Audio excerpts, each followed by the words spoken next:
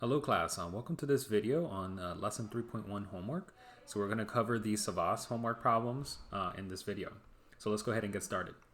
So the first problem here is the vertices of triangle ABC are A, -2, 5, B, -2, 4, and C, -5, 3.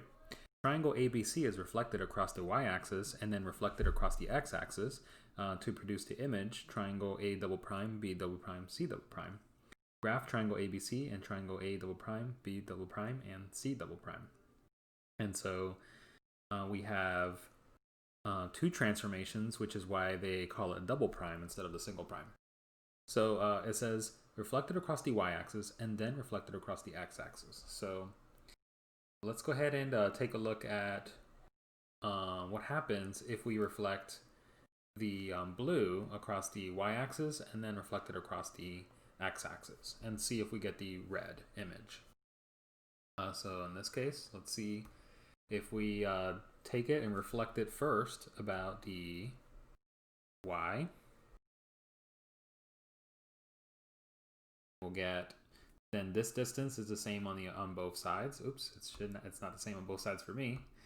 This is 2 units away, so we're going to make it 2 units away on this side. 2 units away, 2 units away, and so on. So let me delete these.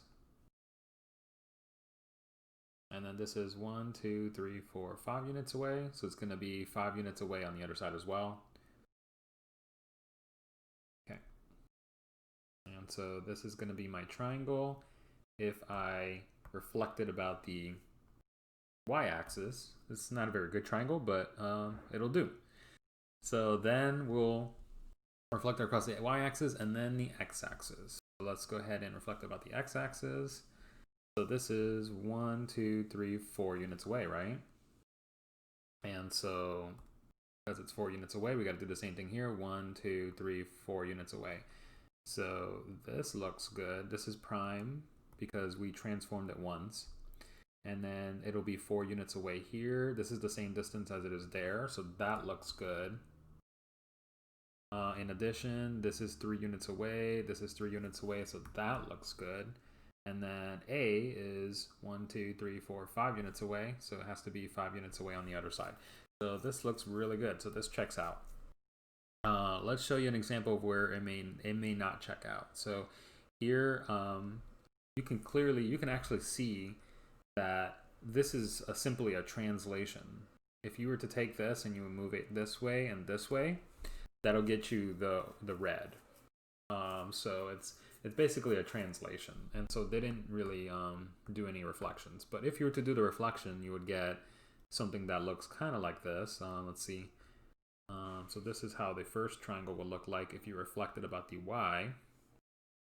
Then and then what we'll do is we'll reflect it about the x, and then it'll look, this is like 3 units away, so this will be 3 units away, 4 units away, 4 units away.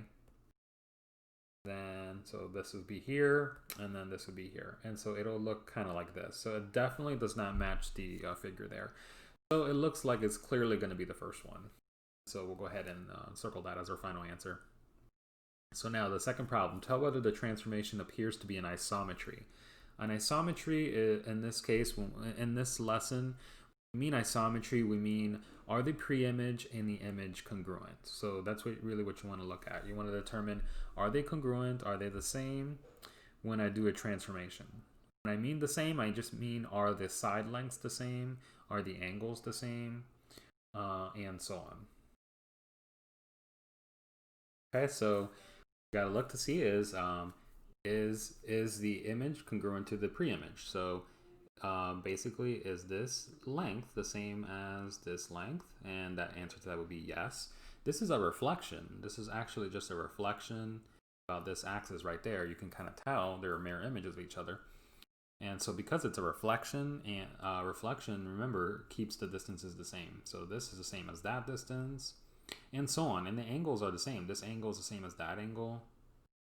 So because the side length and the angle measure are conserved or preserved, then this is a rigid motion. So yes, because the angle measures and the distances between the vertices are the same, which is what we want for it to be a isometry, or in this case, like a rigid motion. All right, this one, tell whether the transformation appears to be an isometry. In this case, this is just a translation. I went from here to here.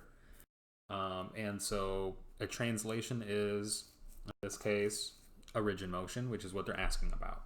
Okay, so the pre-image and the image appear to be congruent, which is what we're looking for. So this is what we're looking for. They are congruent. Now, if the image were to be a little bit bigger, or maybe a little bit smaller, then that would not be an isometry, because the image and the pre-image would not be congruent in that case. Okay, so just another alternative example. All right, so given the points J, A, and R, graph triangle JAR and its reflection image across the given line. And so they want you to reflect about the x-axis.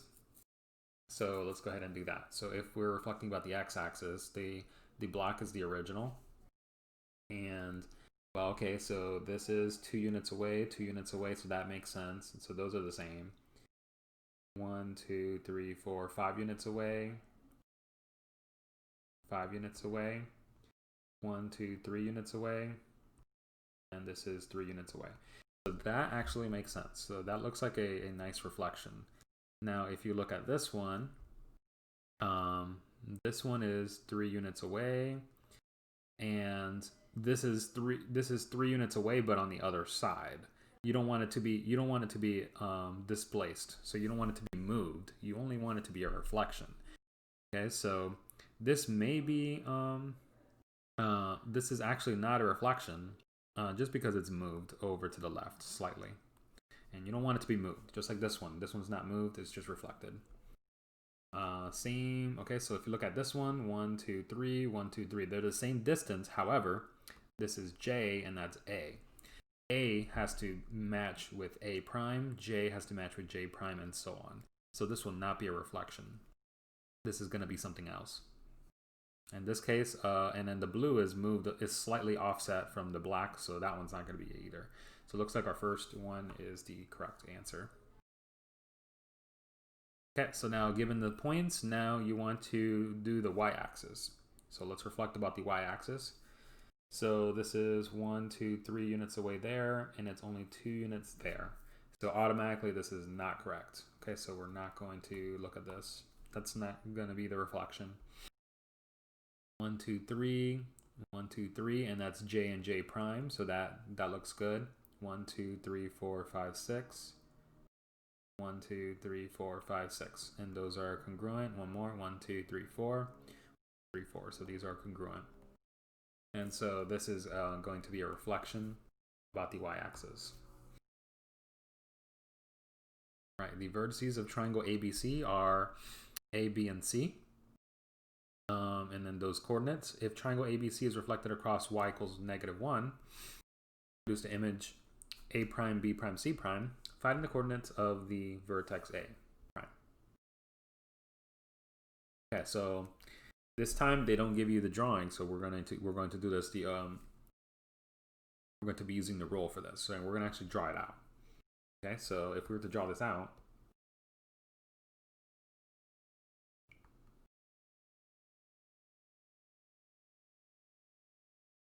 so that right there is A, -3, 5.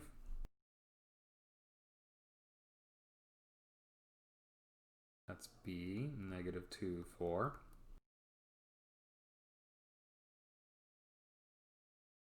This is C, -4, 3. So that's my triangle. And so what we want to do is we want to reflect it across the line y equals -1, right? So y equals -1 is, this is a horizontal line. So this line goes like this, okay? Have y equals -1, that means it's a horizontal line. If it were x equals to -1, it would be a vertical line. And so we have a line of reflection that goes through -1 like this, y equals -1. This here is y equals -1, and so now we can go ahead and reflect it. Now this is this is like 1, 2, 3 units away. So 1, 2, 3 units away, 4 units away in total, right? So it's 4 units away from -1, and therefore we're going to be 4 units away on the other side.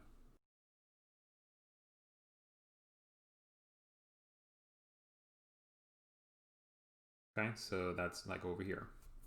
And so that is my coordinate for C prime, and C prime is -4 and 1, 2, 3, 4, 5. So this is -4, -5. So that's my coordinates for C prime. And here they want the coordinates for A prime. So let's go ahead and get the coordinates for A prime. So A prime is 1, 2, 3, 4, 5. 1, 2, 3, 4, 5. 6 units away in total. Again, I'm counting the units here. 1, 2, 3, 4, 5, and 6. Okay, so that's 6 units away. And so it has to be 6 units away on the other side. So 1, 2, 3, 4, 5, 6. Okay, and so that's going to be in line with the A, which is going to be over here. Okay, and let me get rid of this here. All right, so this is going to be my A prime, which is, in this case, -3, and then -1, 2, 3, 4, 5, 6, -7. -3, -7. So those are my coordinates for A prime. Then you repeat this for B. 1, 2, 3, 4. It's 4 units away. It has to be, or it's 5 units away, rather, because it's 5 units away from the blue, this blue line. And then 1, 2, 3, 4, 5. So this would be B prime. And so this would be your reflection about the blue line. And so the coordinates A prime are -3, -7. So that's how you would draw out the entire triangle, but they only wanted the coordinates of A prime, and so we're done here. All right, so now we're going to suppose line G is the line with equation y equals x. Given A, B, and C, what are the coordinates of the vertices of triangle A prime, B prime, C prime for their reflection? And so remember that the rule for a reflection about y equals x is that if you have original coordinates xy, that's going to turn into yx. So basically the x and the y switch places. Okay, so the rule is xy transforms to yx. Okay, so those are 2 ways of writing this.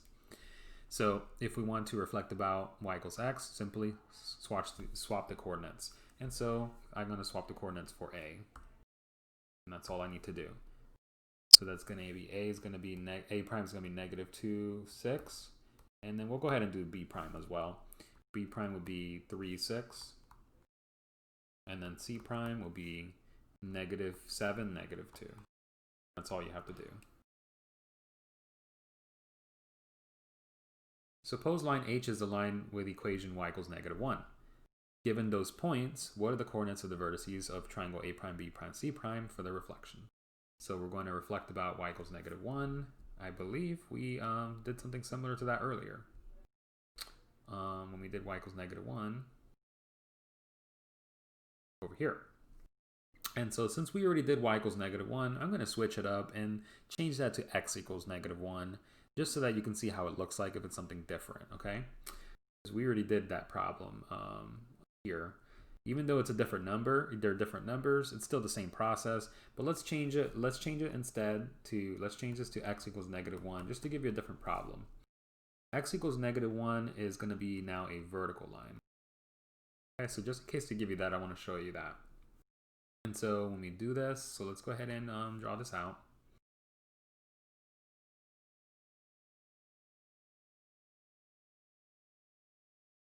So 8, -4 is my A.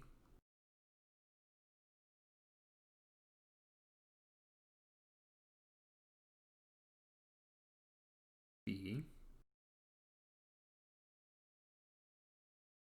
That's C. Okay, so we got our triangle. This is a bigger triangle than the previous one. And we want to reflect about y equals. Okay, let's do both of them. Let's do both because this one's interesting because the triangle's bigger.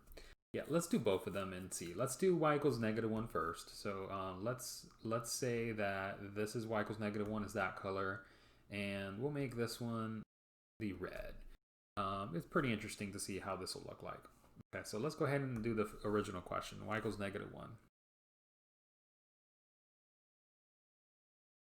Okay, so if we were to do y equals -1, then this is A is 1, 2, 3 units away from that yellow. So that's to be 3 units away on the other side. Okay, so from that yellow. So it's 1, 2, 3. It's 3 units away. And that's my A prime. B is 1, 2, 3, 4 units away. So it's got to be 1, 2, 3, 4 units away on the other side. That's going to be my B prime.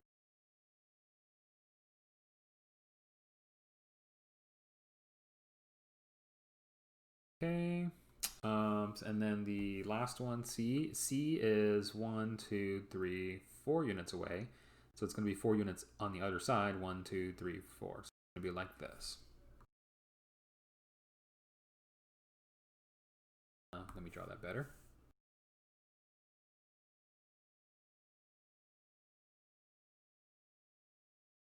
There you go. And that's how it's going to look like if we reflect it about y equals -1. You can see the B got reflected here, the A got reflected here, and the C got reflected there. So it's pretty interesting looking reflection.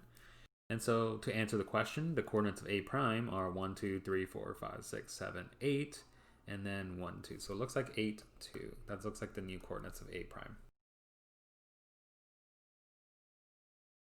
All right. So now let's just as I promised, let's do the x equals -1. If you want to do x equals -1, well, that's going to be -1 is over here. And so you'll have to reflect it about this line right here, this red line. So if we were to reflect it about this red line, well, interestingly, C is already on that red line. So C is not going to change at all. Okay. So I'm going to call this C double prime just so that we don't confuse it with the original C prime. Okay, so that's going to be this. And then let's go ahead and reflect B. B is 1, 2, 3, 4, 5, 6, 7 units away. So it has to be 7 units away on the other side. So it'll be like over here. And that would be B prime. And then A would be, A is 1, 2, 3, 4, 5, 6, 7, 8 units away. 9 units away in total. So 1, 2. Yeah, A is 9 units away in total, so it has to be 9 units away on the other side.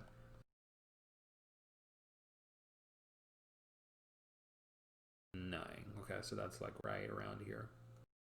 And that will be A double prime. And you can go ahead and draw your triangle. And so that's how it would look like reflected about the red line. But you can tell it looks like a reflection. If I take that and flipped it, you get the black triangle. So that's how you would reflect about x equals -1. So I'll give you a couple examples just so that you can have an idea of how to do that. All right, so now let's look at the next question. Show how each vertex of triangle EFG maps to its image. Describe in words how to map EFG to E prime, F prime, G prime using a reflection.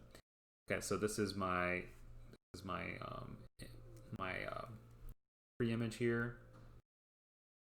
This is my image. I can tell because it's F prime, E prime, G prime. So let's go and write the coordinates down. What are the coordinates after we reflect it? So if we're reflecting, let's see here, describing words. So let's go ahead and write down the coordinates of E prime. Coordinates of E prime are -3, -3. Coordinates of F prime are -2 and -2. And then the coordinates of G prime are -4 and -1. Okay, so those are my coordinates. E prime, G prime, F prime. Let's go and write these coordinates down.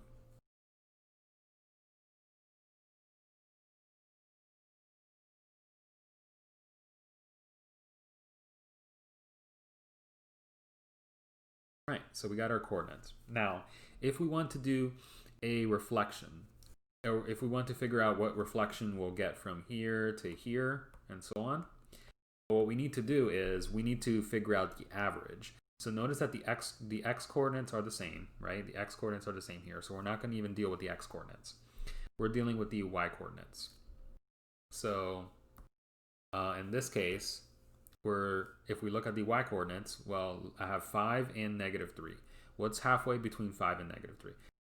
Actually, let's go ahead and show you the entire midpoint. Let's calculate the midpoint between these points. So let's find the midpoint between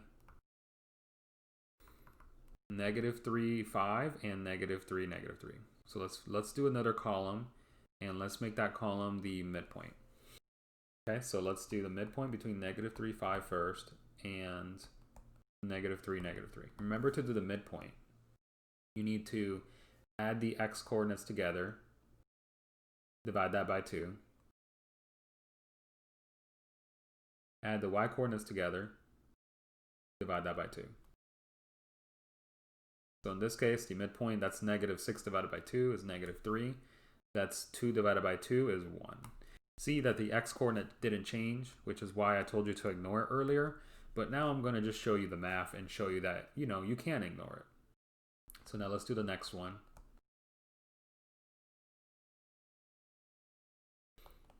So add the x coordinates together over 2. Add the y coordinates together over 2. We have -2, then 1. And then we'll go ahead and average it for the last set of coordinates.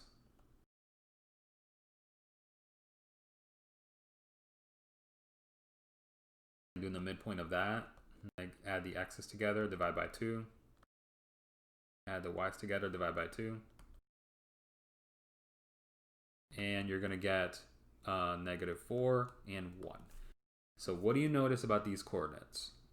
Well, hopefully you notice that the x's did not change and from what it was originally, right? -3, -2, -4. So that stayed the same, but the y, the midpoint for the y is all 1.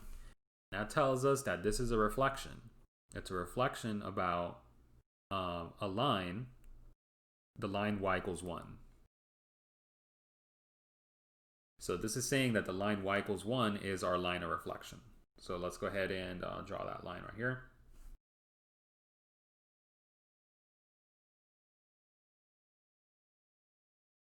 And this is our line of reflection. And so if I reflect it on both sides, here, that's the same distance as that distance. That's the same distance as that distance. And this is the same distance as this distance. And so this is a pure reflection about y equals 1. All right, so which statement describes a reflection?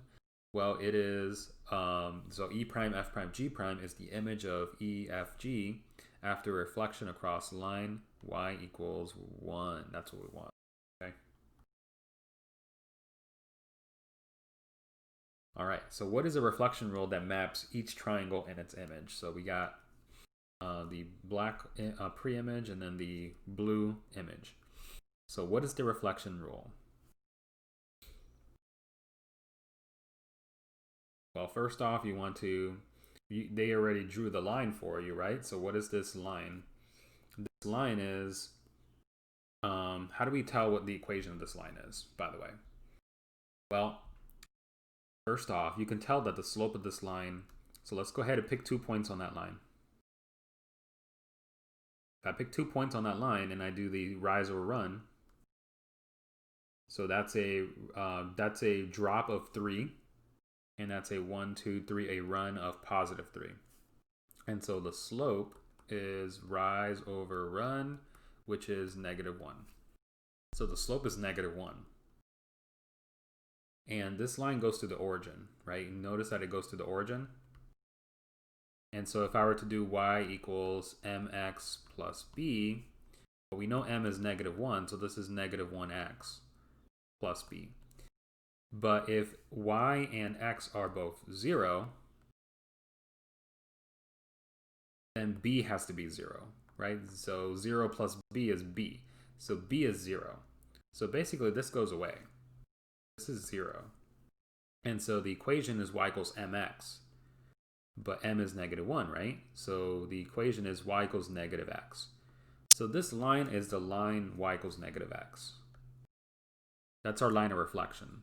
So we are reflecting about y equals -x here. The reflection rule, well, here in this case, line t is y equals -x. But what is the rule? Let's write down the rule because that's what they want. What is the reflection rule? So just letting you know that that's -x. And the rule for y equals -x is that if you're reflecting about y equals -x, the rule is that the x and the y switch, but then they're opposite signs, -y, -x. So that's the rule. But let's show you that that works. Okay, so let's go ahead and take one of these coordinates. Let's do it in blue. Q is the coordinate 4, 3. Now, if I look at Q prime here, the coordinates of that are -3, -4. Then what happens? Looks like Q, the positions of 4 and 3 switched, and then the signs changed to negative. And so that's a pattern that you'll see frequent in this example. So let's look at this one. P is -3, 4, and then P prime is -4, 3. So it looks like they switched again, and they changed signs. And so that's what this rule states. They switch, and then they change signs. And so my rule is -y, -x. And the equation of the line t is y equals -x. All right, we're going to finish off this last problem here. So we got classify whether each pair of figures appears to be a rigid motion or not a rigid motion. So basically, in order for something to be a rigid motion, side length has to be conserved. So side length is the same, and the angle measure has to be the same in the pre-image and the image. So basically, it has to look congruent. So if you look at the pre-image and the image here, this is just a reflection. You can see that it's a pure reflection.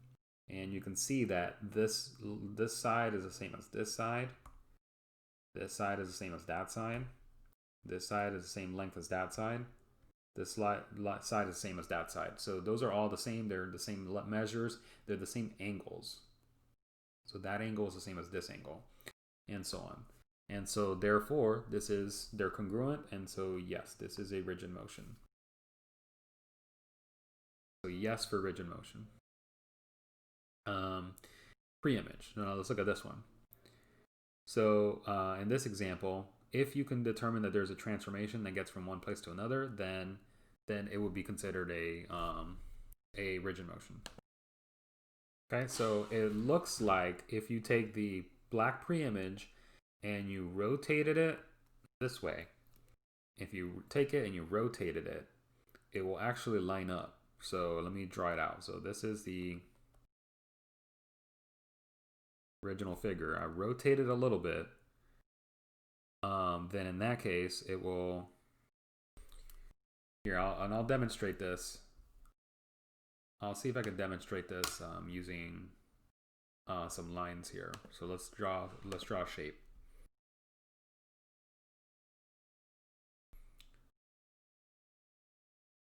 We have this.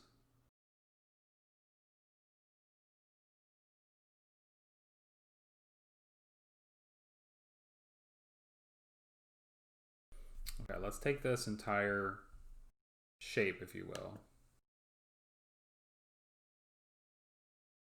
and let's select it. So let me draw it over here. So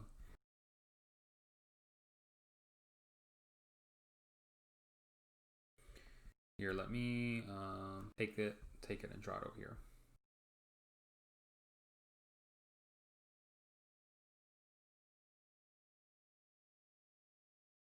Okay, so we have a figure here. Let's select it. So let's select that figure, and let's actually rotate it a little bit. So let's rotate it 90 degrees. And that's how it would look like rotated 90 degrees. Let's rotate it one more direction. Rotate it another 90 degrees. Okay, so, and this will give you an idea of how it looks like. So if we were to rotate it again like that, you know, then it'll kind of look like the image here. It's not rotated exactly 90 degrees. It's rotated in between 90 degrees. It's rotated between the two angles that I did. So if you can imagine taking this original and rotating it over, it'll actually match up with this figure. And so this is actually a rigid motion. You could just rotate it and get that figure. So hopefully that was able to kind of show you that. It's a little bit difficult to show you on here. So now this guy, the pre-image and the image, clearly they're in the same orientation. They're not rotated or anything like that. However, this one's bigger, right? So this one's, it grew in size. And so therefore this is not a rigid motion. If it changes size, that means the sides are different now. And then this one right here, same deal. It actually got bigger. So this side got bigger. And therefore it changed, and this angle changed right here. So I believe that angle changed. But in any case, if the angle changes or the side changes, it's not a rigid motion. Okay, so that's what you want to look out for. All right, that is going to be it for the homework video, guys. I hope you found this useful. And again, I'll see you in the next one.